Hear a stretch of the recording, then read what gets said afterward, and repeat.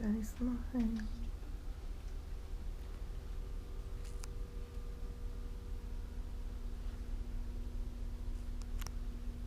Okay, so anyways, so we're at Arcadia and it is July 30th. Alright, so my name's Caitlin and I'm going to be speaking to you guys about changing the eating habits in America. And since y'all are like a beveraging company and y'all sell like juice and stuff, I figured y'all would be like a good crowd because y'all could like change maybe like sizes of drinks and maybe like how much sugar and stuff you put in drinks. Okay, so you can split that. Just do it one more time. Okay, so according to the Centers of Disease Control and Prevention, as of September 21st, 2015, more than 1/3 of adult Americans are obese, and approximately 17% of children ages 2 to 19 years old are obese. And if we click over, you can see this is just a map of the obesity in America, and the ones with the little dots in green are the ones that are less than 20, which I don't see any. So every state is at least over 20% obese of the people that live there. And we have 3 states that are above 35%, which is about 1/3. So you can click over. Okay, so today, today I'm going to be speaking to see if I can inform you guys and just try to convince you guys that America does have a serious problem with our eating habits, which in turn leads to obesity. Also, there are some changes that we can make that can help the obesity rates here, and the benefits are quite substantial. There would be less people in hospitals getting sick, less people with diabetes. When people are more active because they're not obese and they can walk and they can get around, they are happier and they lead happier lives. So yeah, eating healthy can really change a lot. Our portion sizes, if you haven't noticed, are a little big now. When you go to eat dinner now, like you can feed a whole family off of one person's meal pretty much. These are just pictures. 20 years ago, a bagel used to be 3 inches in diameter and only 140 calories. Today, it's doubled that and a little bit more. Popcorn, when you go to the movies, 20 years ago it used to be 5 cups and 270 calories, and today it's a big tub.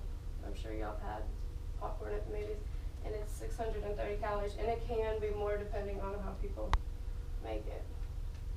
Burgers, they used to be 333 calories. These are like the dollar burgers you get now at McDonald's, and then today they're about 590 calories. Even your salads are bigger. They used to be 1.5 cups, and now they're 3.5 cups. A cup of coffee from Starbucks used to be 8 ounces, and now it's doubled to 16, and you can even get bigger than that. And the calories have almost tripled, or no, quadrupled. It's gone a lot up. This kind of refers to you guys, since you're a beveraging company. 20 years ago, a normal drink is 85 calories and 6.5 ounces, and now people drink like up to 20 ounces, can be more. People just drink, you can buy 2 liters and go through them in like a couple hours in a day. And usually it's not water, which if you drank water like that, it would be good. Also, the sandwiches, y'all can read, so I'm not going to do that. Fries at anywhere, really, McDonald's, you now get them in those big, large tubs. And the pastas, just stuff like that. Well, everything's really gone up, but these are just examples, just to like give y'all a visual.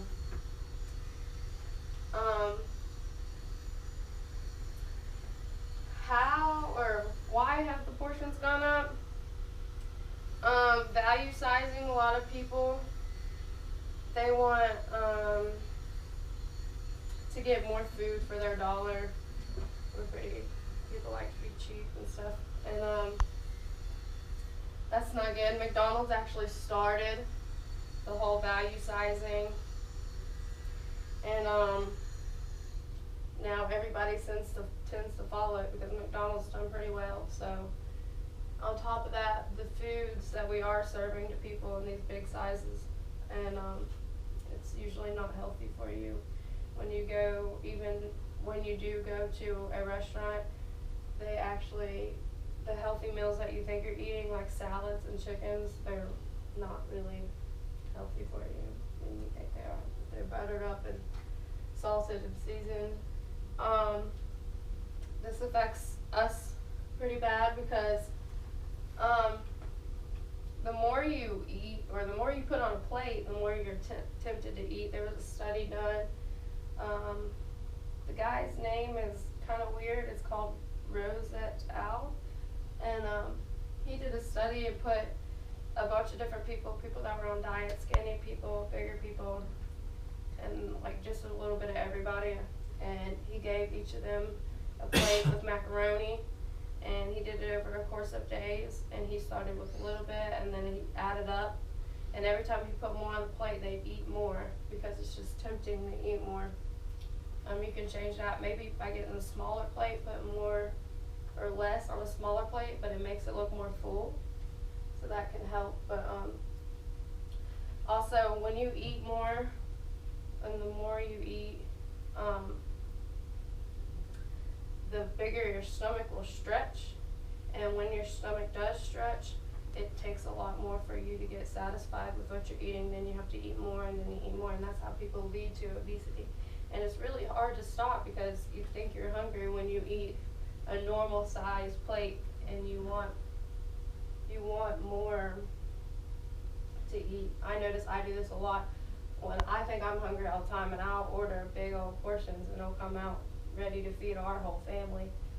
And I tend to eat a lot more, and I'll get sick, and that's just because it's there. But if you do, you could get food, cut everything in half and put it in a box.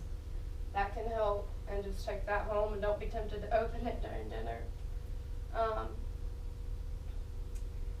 So satisfying your stomach becomes harder when you eat more, so keep that in mind. You can change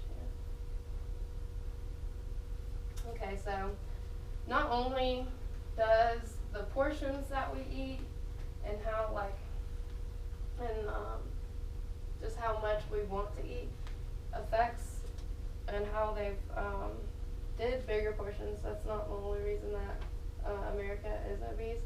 The affordability and how we promote healthy food has gone down a lot. This is just a chart. This is the percentage change over time. These are all like foods, like fruits, vegetables, cereal and bakery, which that can be good for you on occasions, but it hasn't gone up as much as these.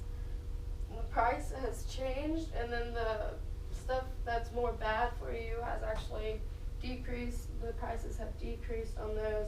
And knowing that these are cheaper, they're usually easier to access. Usually when you want to get healthier foods, you gotta go to the fresh market. You gotta find a store that'll actually sell fresh stuff. Also, if you notice when you first walk into Ingles, it's big Starbucks. It's always like the unhealthy foods when you're walking through like gas stations or going through the checkout aisles at grocery stores. It's always the junk food right there. And not only are these foods, they're yummy, and of course we're going to want to eat them, they're also cheap, and they're also readily available right there, which makes you want to eat them and want to buy them.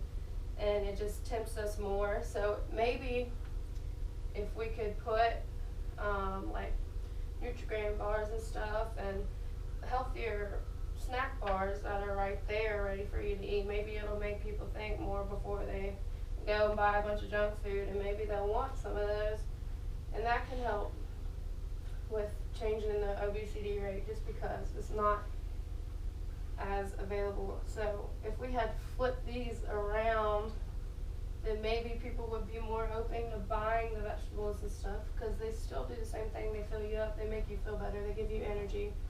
And these will give you part-time energy, but then in the long run you're gonna, and you feel fat, and you're just not gonna feel good. You can just flip it.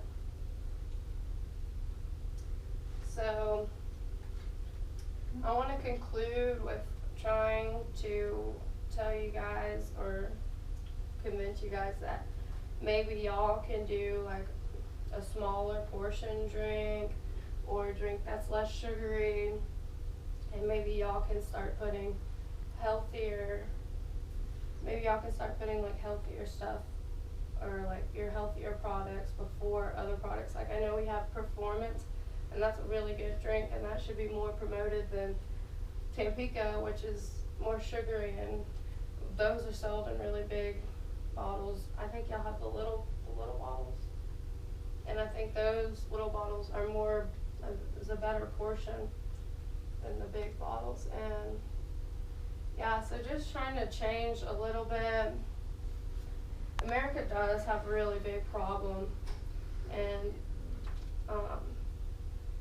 the more active you can be, and the more you feel better about yourself, the happier you are. So we can make America a happy place, because if you notice, a lot of people frown. If you drive by people in cars, they're all frowning and in a bad mood. So maybe if people just felt better about themselves, they were healthier, able to go out, able to play with their kids, able to do stuff, then maybe we can change.